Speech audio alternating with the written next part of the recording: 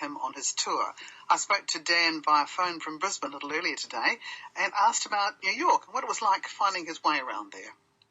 It took me a little while to get into the scene there, but the good thing is I'm a piano player, so I can spread myself around a little bit, do jazz gigs. There's a lot of cabaret there, obviously. So I do a lot of cabaret stuff and backing shows as well. There's a little bit of everything there. And being a piano player, I find I'm a little bit more in demand than, say, a trombone player. And that's been really useful for just having enough cash coming in, has it? Of course, yeah. Yeah, I mean, there's gigs there 7 nights a week. So it's not like there's a shortage of work. That's right. And find it and know the right people. Yeah. So, but meeting the right people is the crucial thing. Did that take long? Didn't take that long, actually. I mean, once you do a good job, the word gets around. So I've got my fingers in a lot of pies there. The cabaret thing. I also worked on cruise ships for a while. I've got quite a few connections there. That's a very good gig to get when you're just getting started, isn't it? It's a great education in itself because you're playing every night of the week and you're in a situation where it's just one rehearsal, then you're playing a show in front of 800 people. So in some ways, I think it's actually a tougher gig than a Broadway gig. Well, you get a few more rehearsals, you mean, and you get used to what you're doing. Yeah, well, I mean, those guys get 2 weeks to look at the music, whereas a cruise ship gig, it's one rehearsal and then you're playing the show. I just noticed you were music director for Nathan Lee Graham. And what was that show? He does a variety of different shows at places like 54 Below and the Metropolitan Room, which are like the main cabaret venues in New York. So I do all his musical arrangements and get his shows together. He's a Broadway singer. He's also a Hollywood actor. So tell me about your influences and how you developed your own distinctive voice. I think in a lot of ways I'm self-taught. So in actual fact, I was in Levin there for a couple of years, and there weren't that many jazz bass players in Levin at the time. So I taught myself how to play left-hand bass. I didn't realise that. What, so you could accompany yourself? Exactly. Exactly. So I'd split the keyboard and play left-hand walking bass. And I didn't really realise at the time that not many guys do that. So in a sense, living in small places like that, I think that developed my style as much as anything else.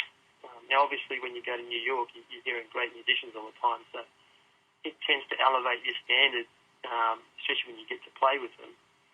You've done your own arrangements of some of the classic jazz standards of the Great American Songbook. Mm-hmm. Do you tend to perform those much these days, or was it mostly your originals? I mean, I do probably 50-50 when I'm in New York. Obviously, that's where a lot of that music was written originally, so there's a pretty big call for jazz standards over there. And I try to... Does it depend on the club? In some clubs, they want original music more so. Yeah. But in general, people will tend to gravitate to music that they know. But do you notice a difference in reaction from your audience if it's a familiar work? A little bit. I'm doing shows over here in Australia before I come to New Zealand, and I tend to find people actually want to hear the original songs, more so than I thought they would. So I just gauge the audience and pick the songs out as I think it's going to be appropriate. But I mean that's kind of a nice feeling when people really want to hear your stuff. So it must be really great. I'm sorry? It must be really good. It must be really rewarding that you get a good reaction. It's the best feeling as a songwriter to have people come up to you after a gig and say they really enjoyed it. And, it doesn't get much better than that for me. Talking to Dan Bolton, Australian singer, songwriter and pianist who is bringing himself to New Zealand for shows right through the second half of January, playing quite a few different places with local musicians like Mark Lockett on drums. Now, Mark, I know you've hung out with in New York a fair bit. Yes. Do you do work there as well? Yeah, I work with Mark over in New York, and he wanted to come back down under to get away from the cold and see his family as well. So we thought it'd be a good idea to do this tour together. So I've got Mark with me for the Australian gigs and the New Zealand gigs, and then along the way we get to work with local guys, people like Roger Mannins, some great musicians in all the various cities we're going to be in. Let's talk about your venues for your New Zealand leg of the tour, Dan. Right. You're starting in Christchurch on the 21st at the Orange Studio. Do you know most of these places, or have you had some local help to sort out your venues?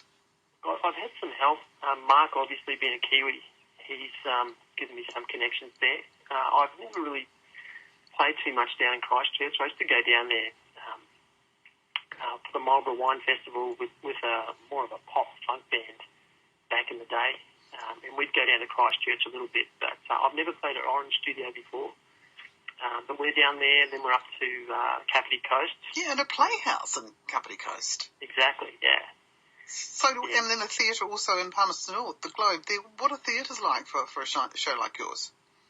What are those theatres like? Yeah, what do you think you work just as well inside that sort of space? Look, I think so, because even though it's jazz, for me it's all about the song. So you'll find with a lot of jazz recordings that can take like 10, 15 minutes. These songs are basically 3-4 minute songs. It's a jazz gig, but it's a show, and I'll talk between the songs and try to engage the audience. So I think my kind of music actually works well in a theatre type setting. Monday and Tuesday, Wednesday and Thursday and Friday night. Saturday, Sunday, it isn't one day or night. 24/7, 365, there will always be the deli downstairs, it's always there for all that you need. They never go counting sheep in the city that never sleeps. The lights will be always on from dusk till dawn. At 5 in the morning, everyone's yawning, but down the stairs on the Upper West Side where I reside, they're always there.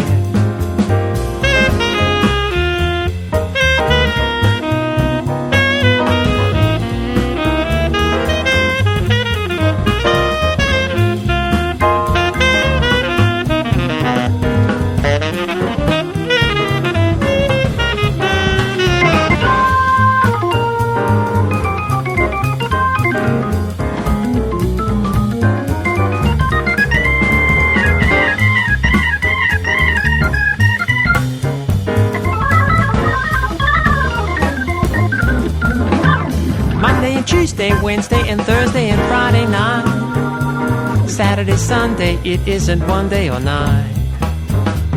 24/7, 365, there will always be the deli downstairs, it's always there for all that you need.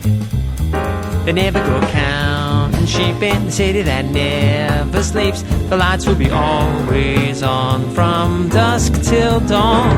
At 5 in the morning, everyone's yawning, but down the stairs on the Upper West Side where I reside, they're always there. In the deli downstairs, in the deli downstairs.